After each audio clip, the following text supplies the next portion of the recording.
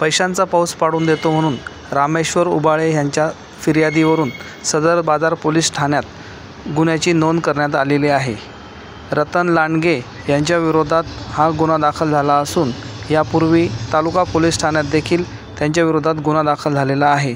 या प्रकरणी सविस्तर माहिती पोलीस निरीक्षक संदीप भारती यांनी दिली।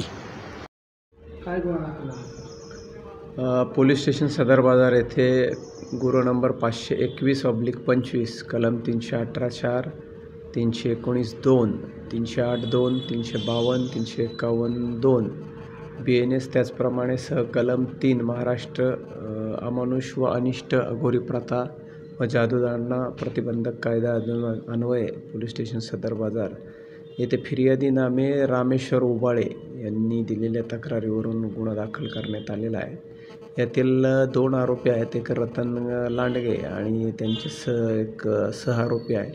यांनी फिर्यादीस वारंवार अघोरी विद्येचा प्रयोग करून किंवा तसं बनाव बनवून त्यांच्याकडून वारंवार 46 लाख रुपये त्यांच्याकडून पैशाचा पाऊस पाडून देतो असं एकदा दाखवलं आणि पुन्हा आणि पैसे दाखवतो, अघोरी विद्येचा प्रयोग करून पाऊस पाडतो असं सांगून त्यांच्याकडून 46 लाख रुपये घेतलेले आहेत। आणि त्यांना जेव्हा संशय आला तर त्यांना शिवीगाळ करून त्यांना अजून पैसे दे वगैरे अशी धमकी देऊन त्यांच्याकडून पैसे घेतलेले आहेत। त्याप्रमाणे त्यांच्या फिर्यादीनुसार आपण गुन्हा दाखल करण्यात आलेला आहे।